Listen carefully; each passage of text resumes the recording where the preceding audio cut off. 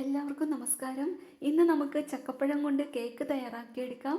ഓവനും ബീറ്ററും ഒന്നും ഉപയോഗിക്കുന്നില്ല. നല്ല ടേസ്റ്റ് സോഫ്റ്റും ആയിട്ടുള്ളൊരു കേക്കാണിത്. ആദ്യം അരക്കപ്പ് ഷുഗർ മീഡിയം ഫ്ലെയിമിൽ ക്യാരമലൈസ് ചെയ്തെടുക്കാം. കുറച്ച് സമയം അനക്കാതെ വെക്കുമ്പോൾ അത് അലിഞ്ഞ് ഡാർക്ക് കളറായിട്ട് വരും, കരിഞ്ഞു പോകരുത്.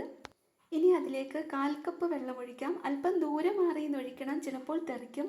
തിളച്ചു കഴിഞ്ഞാൽ മാറ്റി വയ്ക്കാം. അരക്കപ്പിന് അല്പം താഴെയാണ് പഞ്ചസാര എടുത്തിട്ടുള്ളത്, അതൊന്ന് പൊടിച്ച് മാറ്റി വയ്ക്കാം. ജാറിലേക്ക് 2 മുട്ട ഒഴിച്ചു കൊടുക്കാം. അത് നന്നായി അടിച്ചെടുത്തതിന് ശേഷം അതിലേക്ക് 1 ടീസ്പൂൺ വാനില എസൻസ് ചേർക്കാം. ഹൈ സ്പീഡിൽ അടിച്ചെടുക്കാം. ഇനി 1/4 കപ്പ് മെൽറ്റഡ് ബട്ടറാണ് ചേർക്കുന്നത്. ലോ സ്പീഡിൽ അതൊന്ന് അടിച്ചെടുക്കാം. അതിനുശേഷം ഷുഗർ പൗഡർ ആഡ് ചെയ്യാം. എന്നിട്ടത് ബ്ലെൻഡ് ചെയ്തെടുക്കാം. ഇനി ഇതിലേക്ക് ക്യാരമൽ ഒഴിച്ച് ലോ സ്പീഡിൽ ചെറുതായിട്ടൊന്ന് അടിച്ചെടുക്കാം. ഇതേപോലെ കിട്ടിയിട്ടുണ്ട്. ഇനി മറ്റൊരു ബൗളിലേക്ക് മാറ്റാം. 10-12 ചക്കച്ചുള മിക്സിയുടെ ജാറിലേക്ക് ഇട്ട് ഫൈനായിട്ട് അരച്ചെടുത്തതിന് ശേഷം ബാറ്ററിലേക്ക് ഒഴിച്ച് മിക്സ് ചെയ്തെടുക്കാം. നന്നായിട്ട് മിക്സ് ചെയ്തതിന് ശേഷം ഡ്രൈ ഇൻഗ്രീഡിയൻസ് അരിച്ചെടുക്കാം. ഒരു അരിപ്പയിലേക്ക് 1 കപ്പ് മൈദ ഇട്ട് കൊടുക്കുകയാണ്. 1 ടീസ്പൂൺ ബേക്കിംഗ് പൗഡർ, 1/4 ടീസ്പൂണിന് അല്പം താഴെ ബേക്കിംഗ് സോഡ, 1/4 ടീസ്പൂണിൻ്റെ പകുതി ഉപ്പ്. 3 പ്രാവശ്യം അരിച്ചെടുക്കുന്നത് നന്നായിരിക്കും. ഇപ്പോൾ ഞാൻ 1 പ്രാവശ്യമേ അരിച്ചെടുക്കുന്നുള്ളൂ.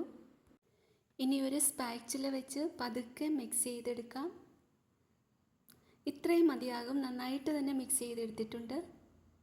ബേക്കിംഗ് ട്രേ നേരത്തെ റെഡിയാക്കിയിട്ടുണ്ടായിരുന്നു. ബട്ടർ പേപ്പർ വെച്ചിട്ടുണ്ട്. മൊത്തത്തിലും ബട്ടർ ഗ്രീസ് ചെയ്തിട്ടുണ്ട്. ഇനി അതിലേക്ക് ബാറ്റർ ഒഴിക്കാം. അതിനുശേഷം എയർ ബബിൾസൊക്കെ പോകാനായിട്ട് ടാപ്പ് ചെയ്തെടുക്കാം.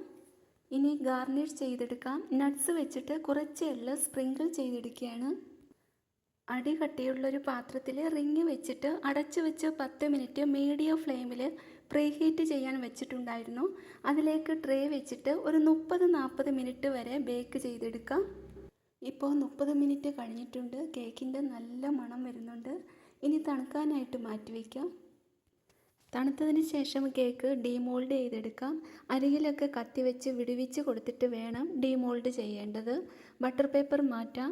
സൈഡൊക്കെ നന്നായിട്ട് കിട്ടിയിട്ടുണ്ട്. നോക്കിയേ, നല്ല പെർഫെക്റ്റ് ആയിട്ട് കിട്ടിയിട്ടുണ്ട്.